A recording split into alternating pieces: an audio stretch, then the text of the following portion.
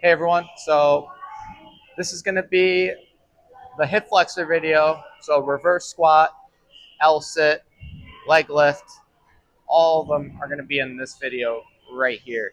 So your hip flexors allow you to raise your legs forward. So all these exercises that I'm going to show you are going to help you train your hip flexors to raise them forward right there. Obviously, it's really important to have these muscles functioning properly since they allow us to walk, run, jump, right? The stronger our hip flexors are, the more athletic we're going to be, the easier it's just going to be in our life. So I'm going to show you all the variations on how to train your hip flexors with and without equipment. So let's get started. Without equipment, we can do a leg lift from the floor. So for this exercise, we're sitting down, legs staying straight, and we're raising one leg up at a time right here. So to make it easier, you can lay back. To make it harder, you can come forward.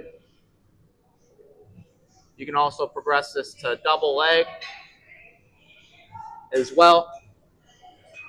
This will help with compression as well and get you prepared for that L sit so that your body is adjusted to it. So the hamstrings might be a limiting factor on this as well.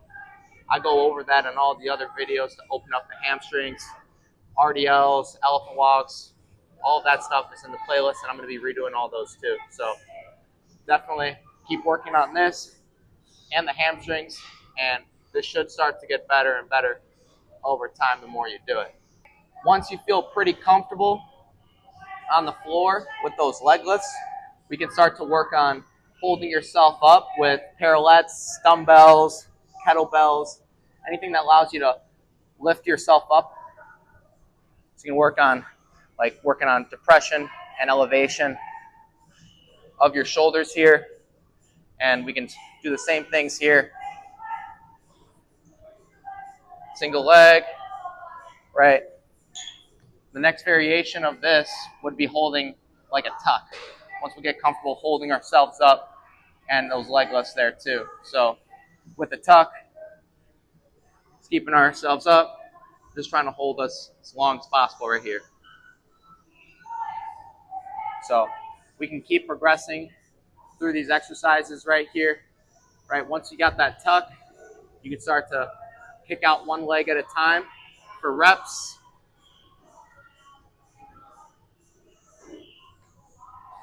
And over time, continuing to get stronger and stronger and stronger right there, we can start to straighten out those legs a little bit at a time until you're able to hold a full L sit. So those are all the regressions to get up to an L sit right there. Work at your level that's challenging, but not too challenging, right? I don't want you to get hurt. Find the ability that you have and continue to work it up until you get to an area where you feel comfortable with. So if you have equipment, what you can do, you can use a cable system to get those same muscles to fire up with any sort of reverse squat strap.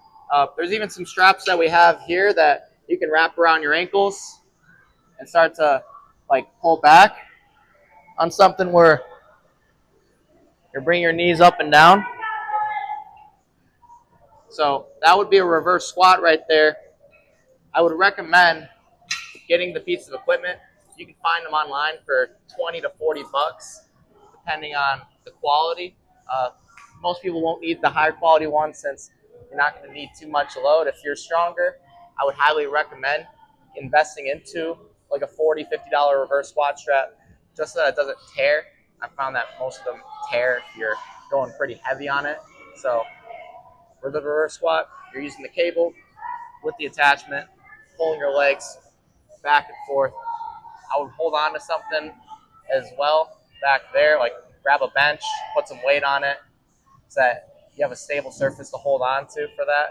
This would also be a really great piece of equipment to train your hip flexors here. So any sort of leg lift, just like I said earlier.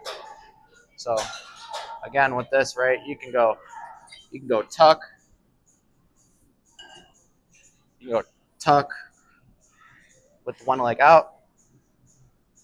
You can go full legs out. You do holds in different positions. So this piece of equipment will be very similar to the leg lift variations if you can't hold yourself up. So you can switch between this, the leg lift, the reverse squat. All these different exercises are going to be fantastic to train your core from your legs. So I hope you guys like this video. I hope this clears some stuff up about how to train your hip flexors, essentially training your core from your legs. It's going to be the most important way to train your core. It's going to be the most functional. It's just going to help you move around in your day-to-day life. So I'll talk to you guys later. Peace.